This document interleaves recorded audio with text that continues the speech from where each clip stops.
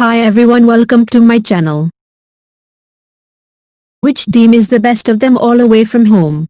A deep dive into winning and losing streaks by countries on tour. In February I analyzed the performance of teams on their home patch. This is a companion piece that evaluates how teams competed away. Irrespective of the minor differences between the SCG and the MCG, or Lords and the Oval, matches at home can be considered similar. Home is home, a place of comfort, support, familiar conditions and solid performances. Playing away is a different ballgame. Home is one country. Away is one of a dozen, considering, for the purposes of this article, the West Indies as one country. Playing away means negotiating a cold Auckland, a hot Colombo, and a rainy Manchester. It involves tackling square turners, seamless paradises, trampoline pitches and flat strips. There are challenges related to food, accommodation and local culture. And finally, let us face it, during the first 100 years or so, traveling teams had home umpires to contend with.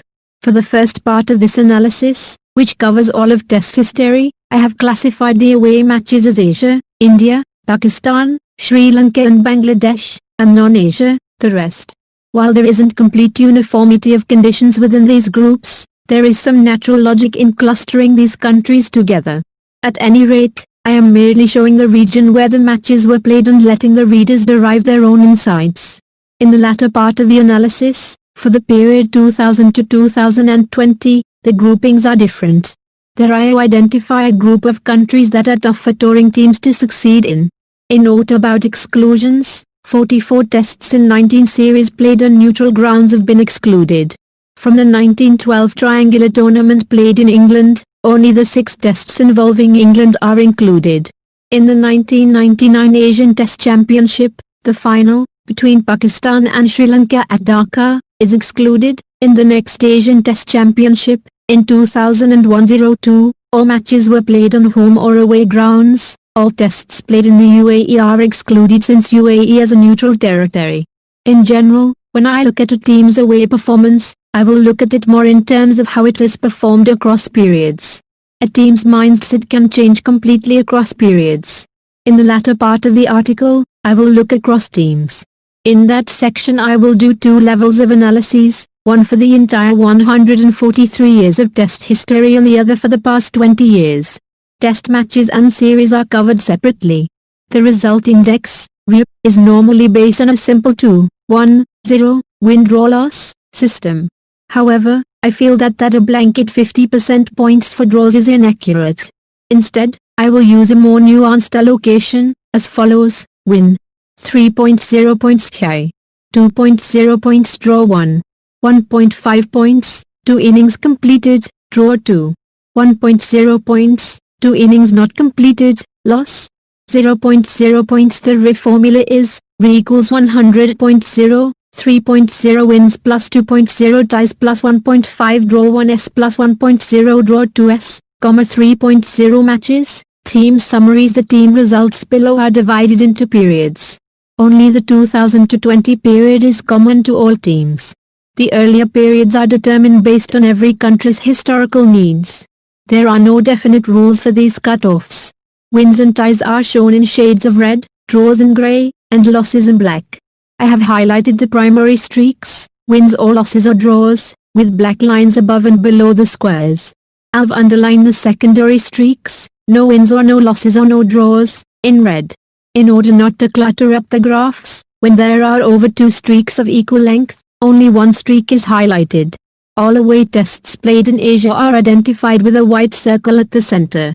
The analysis is current up to the second test between New Zealand and India in Christchurch earlier this year. Let us move on to the graphs, starting with Australia. Overall, Australia have had fairly good away outings with an overall REA value above 50 and more wins than losses. They are the only team that can boast of such a record. In the first period, from 1880 to 1938, all of Australia's tours, other than 3 visits to South Africa, were to England. They managed to achieve a 50-plus REA on the back of giants like Don Bradman, Stan McCabe, Clary Grimmett and Bill O'Reilly. In the post-war period, from 1946 to 1974, Australia started touring other countries and did much better. Their win-loss ratio was a very good 1.7. They won many series in Asia, going unbeaten there during the period. Lindsay Hassett and Richie Benaud were the main captains. In the next period, 1975 to 1999, Australia lost more than they won and their RE fell below 50. It would have been even worse had they not recovered strongly in the 1990s. The post-millennium years have been very good. Despite a relatively poor showing in the last few years, they have gone back to a 55+ RE value. The first 12 years of this century were very good, their RE exceeded 60 then. The team, launched by Mark Taylor and nurtured by Steve Waugh, went on to greater heights under Ricky Ponting. Australia's record streak of 6 away wins, as well as 6 away losses, have come in these 20 years. Their streak of 5 draws came in the first period, while their 15-test unbeaten streak was just after World War I. Around the start of the millennium, Australia had a 23-test all-result streak, which included their losses in Kolkata and Chennai in the famous 2001 series. England's overall RE stands at a little over 47. During the first period, 1877 to 1939, England made merry in South Africa and performed competently in Australia. This gave them a positive record. The number of draws picked up towards the end of that era. Sydney Barnes, Jack Hobbs, Herbert Sutcliffe, Wally Hammond et al. Formed the backbone of these English sides. In the period after World War I, 1946 to 1974, England maintained this level of performance. However, more than half their tests were drawn. England were determined not to lose, especially in the subcontinent. Not necessarily a very watchable period, but an effective one. Len Hutton and Peter May led with distinction. The period from 1975 to 1999 was subpar. England's losses far outweighed their wins, and the RE was barely above 40. Barring the audacious win, there was nothing to write home about. England have improved in the last 20 years, but though the number of draws has, there have been fewer wins than losses. Their RE for the period is a reasonable 45%. Alastair Cook, James Anderson and Stuart Broad have been the backbone of the team in this era. Just before World War I, England won 7 consecutive tests in Australia and South Africa. Their streak of 7 losses came in 1993. The 7 draws and the 2 long unbeaten streaks happened during the mid-1960s. The extraordinary all-result streak 66 tests, occurred in the days of timeless tests. In their first 60 years of cricket, South Africa hardly travelled. When they did not fare well. During these 6 decades they barely won a sixth of the tests played away and lost nearly half. Their streak of 20 tests without a win came during this period.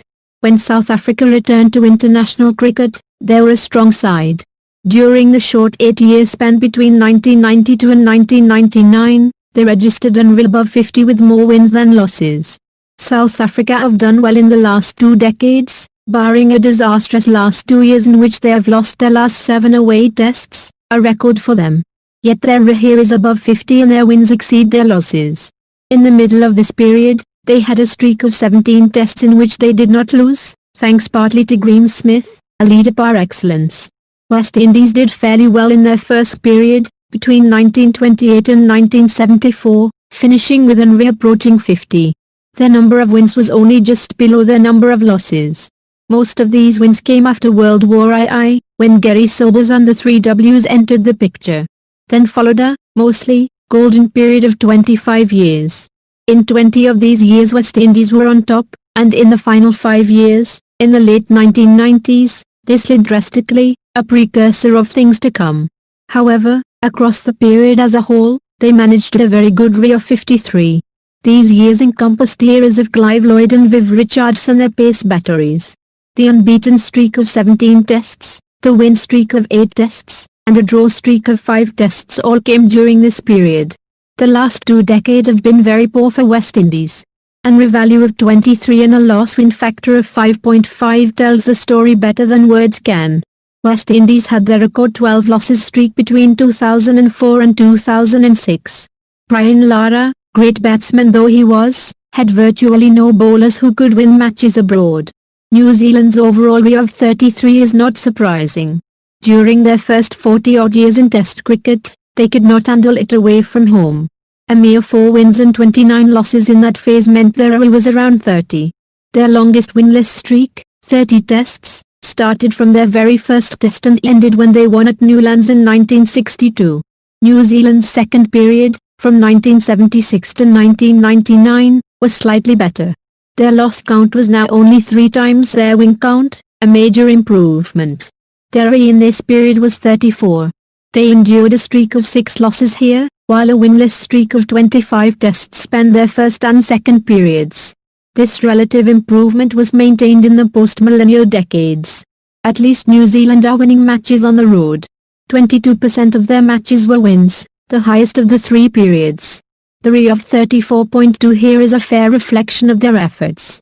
India struggled on the road in their early years as a test team. The first period, from 1932 to 1974, produced an RE of around 25, lower than New Zealand's then. A streak of 8 draws was an achievement, although this was offset by the disastrous streak of 17 losses between 1959 and 1968. India were whitewashed in 4 away series on the trot. Their streak of 43 winless tests came in this period. In the second period, from 1976 to 1999, India's RE improved to around 35. Yet the loss-win ratio was around 4.5. 3 of India's 4 winless streaks of 20 or more tests came almost entirely during this period. Over 50% of the tests were drawn. This was the era of Sunil Gavaskar, Kapil Dev and the Spin Quartet. However, the millennium changed things. While not matching Australia and England's 50-plus values, India's RE in the last 2 decades has been a creditable 46.5. Their win count is quite close to the loss count. Their win streak of 5 tests came in 2004-05. Sachin Tendulkar, Sourav Ganguly, Rahul Dravid, VVS Lakshman, Anil Kumble, Ms. Dhoni, Virat Kohli et al. Have contributed to this improvement. As many as 38 of India's 51 away wins have come about in the past 20 years. Overall, Pakistan have performed quite well on tour. From Fazal Mahmood to Naseem Shah, they have always had effective fast bowlers. Maybe that explains their overall value of 42.6. The first period of 20-odd years yielded an acceptable RE of 36.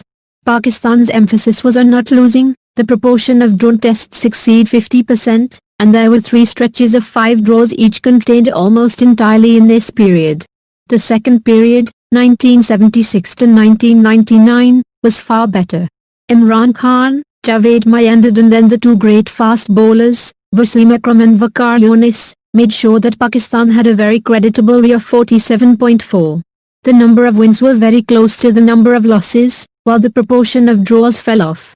The post-millennial decades have been a collection of many wins, more losses, and very few drawn tests. The net result is an RE of just over 40. The stretch of 5 away wins came in 2001-02. Pakistan have ended this period with a streak of 24 tests with no draws, which is still active. The last 6 of these tests have been losses. By now, we can predict the first period for new teams, an RE of around 30, very few wins, and a host of losses. Sri Lanka's first win came in their 32nd test. Their record 6 losses streak came in the 1995-97 period. Despite the presence of Muttiah Muralitharan, winning away was not that easy. The post-millennial years were better. Sri Lanka's batting was strengthened as a partnership of Kumar Sangakkara and Mahela Jayawardene grew. Along with Murali's outstanding skills, this made for a good first decade. Although the results have tapered off recently, the overall RE of 39.5 during these 20 years is creditable. Sri Lanka have won 2 away tests in a row several times but never 3. What can we expect when Zimbabwe and Bangladesh go on the road? The profusion of black squares tell the story. The loss streaks are long, 10 and 16 tests for Zimbabwe and Bangladesh respectively. However, Bangladesh have achieved something creditable, winning 2 successive tests outside Asia, in the West Indies in 2009. The higher RE for Zimbabwe, 16 as compared to Bangladesh's 9.8, is because they have managed to draw a lot more tests. Bangladesh have played entirely in the result-dominated period of the new millennium. A summary of away tests, all 143 years to achieve, as Australia have done, an away RE above 52 across almost a century and a half of Test cricket is something very, very special. In fact, if this analysis was done a few years ago, Australia would have been above 55. We are talking of performances in countries thousands of miles apart and on pitches of every type. To have a win-loss ratio above 1.0 through all this is indeed amazing. England and South Africa are around the 45 mark, England helped by their early years and South Africa by their recent ones. One of the main reasons why these teams have done well away is that have usually had very good pace attacks and competent spinners. Both sides have a win-loss ratio of around 0.8. The next two teams, West Indies and Pakistan, have values of about 42, and win-loss ratios around 0.65. West Indies have had testing times recently, which has seen their plummet. Pakistan play most of their cricket on the neutral grounds of the UAE and have been quite inconsistent while travelling. India, Sri Lanka and New Zealand form the next tier, with values in a 2-point range either side of 35. Zimbabwe and Bangladesh form the lowest rung. A summary of away tests. Last 20 years two teams stand out over the past 2 decades, Australia and South Africa. Both have values above 50, with Australia substantially ahead. As already stated, but for the recent blips, these figures would be even better. Both teams have win-loss ratios above 1. India's recent improvement in away performances is confirmed by their third-place position on this table. Their array here is nearly 46 and their win-loss ratio is quite close to 1. England's figures are only marginally lower. The mid-table teams are Pakistan, Sri Lanka and New Zealand. Note how low West Indies are on this table, an array of 22.5 and a win-loss ratio of 0.18 tell the story. A summary of away series, all 143 years for series. I have used the standard 2-1-0 scale while determining array. There is no doubt that series wins are more important than test wins, especially away. Also, a drawn series deserves more credit than a drawn test. Australia are at the top of the table again with an array of 53.2 and a win-loss ratio of 1.16. These are the values of a truly great cricket country. Australia have won 15 series in England, the last of those, however, was in 2001. South Africa have managed to remain close to Australia. They have a win-loss ratio of 1.0 and an array of 50. As we will see later, this has been mainly achieved through their recent performances. South Africa have won most often in New Zealand, 6 times. At 48.9, England is quite close to these values. They have posted 14 series wins in Australia and 10 in New Zealand. Pakistan have a very creditable array of 44.6. They have won most often in New Zealand, 7 times. West Indies top the 40 mark mainly through their performances in the middle period. The most successful touring location for West Indies is England, where they have won on 8 occasions. India way down with an array of 33.9, just above Sri Lanka. India have won most often in West Indies, 5 times, the majority of them in recent years. A summary of away series. Last 20 years I've made 2 significant changes for this graph. The first is that, instead of a bar graph for the RIT, I have represented each series with a square. This gives us a clear idea of the trends. Also, since this pertains to the post-millennium period, it is possible to determine the countries most difficult to tour. These are Australia, England, South Africa and India. I have represented tours to these countries with a white circle in the center. So that only complete series are considered. The first series taken in this set is India v South Africa, which started in February 2000. Australia and South Africa are very close together again in this table. Both had great starts and recently have had their lows. They have clocked values of nearly 60. South Africa's win-loss ratio is a very high 1.60, just ahead of Australia. Australia have won 4 series each in South Africa, New Zealand and West Indies in the last 20 years. South Africa have won 3 series each in Australia and West Indies during the same period, and notched up noteworthy wins in India and Pakistan.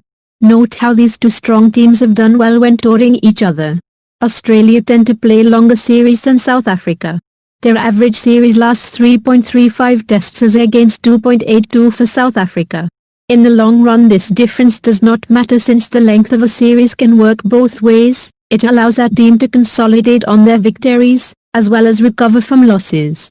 India's wins in Australia, England and Pakistan have been their highlights in these 2 decades. They have won in Bangladesh and West Indies 4 times each. Their array is almost the same as England's, around 47.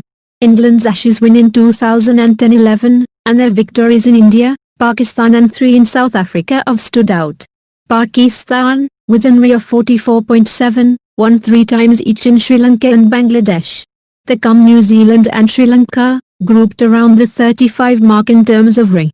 Finally, West Indies, whose only wins in this period came in Bangladesh and Zimbabwe, Bangladesh, who won only in West Indies, and Zimbabwe, who won only in Bangladesh. The visual depiction of the series results brings to the fore these highlights: Australia's early dominance and their recent drop. In particular, their remarkable sequence of 6 away series wins, equally split between the tough countries and the others. South Africa's sequence of 13 series without a loss between 2007 and 2015. India's poor patch a few years ago when they lost 6 consecutive series. Pakistan's propensity for drawing away series. Bangladesh's 14 series losing streak. Conclusion: without any doubt, Australia are the best touring team across the history of Test cricket. Their array of over 50 and win-loss ratio of above 1.0 tell us this. They have achieved this feat in matches as well as series. However, I would say that South Africa have been the best touring team in the past 20 years, just about edging past Australia. While Australia are ahead on the figures for matches, series are the more important unit. Here, the values of the teams are comparable, around 59. Their win-loss ratios, too, are quite similar, around 1.6. Each team edges the other on one of these two values. Both teams have also achieved 6 of their series wins in difficult countries. Ultimately, the clinching factor is the unbeaten 13 series streak for South Africa, not so far from West Indies' 18 series lossless streak in the 1980s and 90s. During the streak, South Africa won 17 tests, drew 12 and lost just 4. Please save the trees and nature. Please subscribe channel. Thank you.